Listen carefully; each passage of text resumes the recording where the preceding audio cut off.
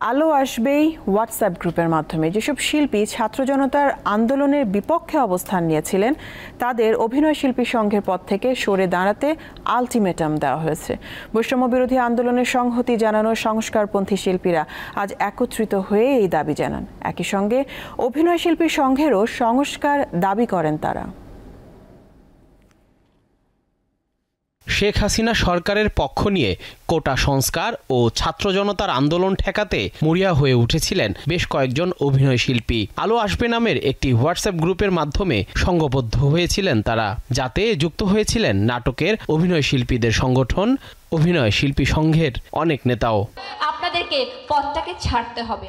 তাদের বিরুদ্ধে অভিযোগের আঙুল তুলেছেন অভিনয় শিল্পীরা। আগের কমিটির পদত্যাগ ও ক্ষমা চাওয়ার দাবিতে মঙ্গলবার বিকেলে রাজধানীর ধানমন্ডির রবীন্দ্র সরোবরে কথা বলতে চাই, কথা শুনতে চাই স্লোগানে এক মুক্ত আলোচনার আয়োজন করেন বৈষম্য বিরোধী আন্দোলনে সংহতি জানানো সংস্কারকামী শিল্পীরা। স্বৈরাচারী সরকারের কিন্তু দোসররা তারা কিন্তু এই দেশেই রয়ে গেছেন। তো মিডিয়াতেও এরকম অনেক দোসর ছিলেন, তারা নানানভাবে নানান সময় সেই সুযোগ সুবিধাগুলো নিয়েছেন। যারা ছাত্র জনতাকে গুলি করেছে ওপেন, তাদের বিরুদ্ধে কথা বলেনি, উল্টো তাদের পক্ষে কথা বলেছে। যত রিফর্মই হোক সামনের কমিটি দেখতে হবে, আপনারা দয়া করে চলে যান।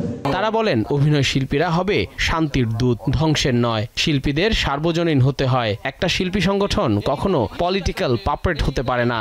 তাদের স্বার্থ, মর্যাদা এবং অধিকার নিশ্চিত করা তখনই সম্ভব যখন সকল পর্যায়ের অভিনয় শিল্পীরা একটি মাত্র সংগঠনের অন্তর্ভুক্ত হবে।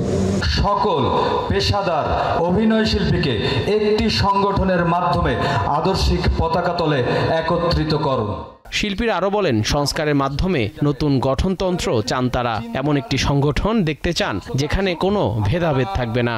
ইতোমধ্যেই সবাই জেনে গেছেন। জহিরুল মোহসান, দীপ্ত সংবাদ, ঢাকা।